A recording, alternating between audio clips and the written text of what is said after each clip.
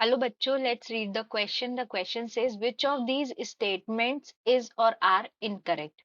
So statement 1 is moment of force is a vector quantity. Statement 2, angular momentum may not be parallel to angular velocity. Statement 3, angular momentum of a particle moving in a straight line is always constant with respect to fixed point. And statement 4, moment of inertia of a body remains same irrespective of position of axis of rotation. तो इस question में हमें बताना है कि कितने statements हमारे incorrect हैं। तो इस क्वेश्चन में हमारा जो की कॉन्सेप्ट होगा, concept is moment of force. क्या होता है? मोमेंट ऑफ फोर्स को हम एम एफ से डिनोट करते हैं। This is equals to force multiplied by distance vector. यहाँ पे फोर्स भी हमारी वेक्टर क्वांटिटी है और डिस्टेंस वेक्टर भी हमारा वेक्टर क्वांटिटी है और इसका क्रॉस प्रोडक्ट सिमिलरली। और दूसरा हमारा उसमें ये यूज होगा एंगुलर मोमेंटम। तो हमारा एंगुलर मोमेंटम को हम डिफाइन करते हैं या डिनोट करते हैं एल से, और इसकी वैल्यू होती है I omega, where I is moment of inertia और ओमेगा क्या होता है हमारा? Angular velocity. इस की कॉन्सेप्ट को यूज करके अब हम एक एक करके स्टेटमेंट्स को सॉल्व करेंगे। सो फॉर फर्स्ट स्टेटमेंट हम एक वन बाय वन सारे स्टेटमेंट्स देखेंगे। तो सबसे पहले स्टेटमेंट में क्या बोला है कि moment of force is a vector quantity. तो मोमेंट ऑफ फोर्स क्या होता है? मोमेंट ऑफ फोर्स अगर हम लिखें, this is equals to cross product of force into distance. तो अगर दो वेक्टर्स का क्रॉस प्रोडक्ट होता है तो रिजल्टिंग जो क्वांटिटी होती है वो भी क्या होती है? वेक्टर होती है। Since cross product of two vector quantities is also a vector, therefore moment of force is a vector quantity। हमारा फर्स्ट स्टेटमेंट क्या हो गया? फर्स्ट स्टेटमेंट हमारा करेक्ट हो गया। अब सेकेंड स्टेटमेंट में क्या बोला है? एंगुलर मोमेंटम में not be parallel to angular velocity. अब एंगुलर मोमेंटम क्या होता है? एंगुलर मोमेंटम उसको हम डिफाइन करते हैं L is equals to I omega. अब यहाँ पे देखिए थ्री डायमेंशनल में, इन थ्री डायमेंशनल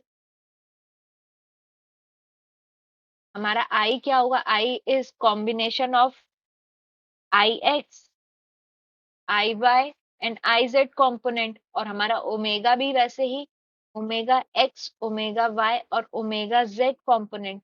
इससे हमारा एल कैसे बन गया? Angular momentum L is equals to I of X omega X, और इसमें हमारा नॉर्मल वेक्टर आ जाएगा X cap plus I of Y omega of Y, Y cap plus I of Z omega Z, Z cap. ठीक है, ये होता है हमारा एंगुलर मोमेंटम। अब अगर केस ये रहता है कि हमारा I of X is equals to I of Y is equals to I of Z, तभी हमारा जो एंगुलर मोमेंटम होगा देन ओनली, यहाँ पे लिख देते हैं if, then only L, that is angular momentum, is parallel to angular velocity omega. Otherwise not। इस केस में अगर हमारा I of x is not equals to I of y is not equals to I of z, सिर्फ इस condition में, एक ये condition में ही हमारा एंगुलर मोमेंटम पैरेलल होता है एंगुलर वेलोसिटी के, बाकी केसेस में हमारा नहीं होता है। इसलिए हमारा स्टेटमेंट टू जो है वो क्या बोल रहा है? मे नॉट बी पैरेलल, यानी हमारा स्टेटमेंट टू भी क्या है? करेक्ट, करेक्ट है। Statement two is correct. अब स्टेटमेंट 3 में क्या बोला गया है? In statement 3, angular momentum of a particle moving in a straight line is always constant with respect to fixed point. So angular momentum का हमको मालूम है।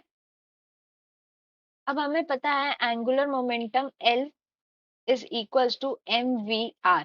अब अगर हमारा एक पॉइंट है जो कि स्ट्रेट लाइन में मूव कर रहा है, तो उसका जो हमारा परपेंडिकुलर डिस्टेंस r होगा, ये हमेशा क्या रहेगा? कांस्टेंट रहेगा, क्योंकि वो स्ट्रेट लाइन में मूव कर रहा है।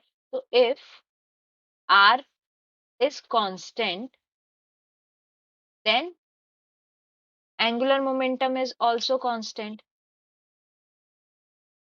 इसलिए हमारा जो स्टेटमेंट 3 है वो भी क्या हो जाएगा? Statement 3 is correct.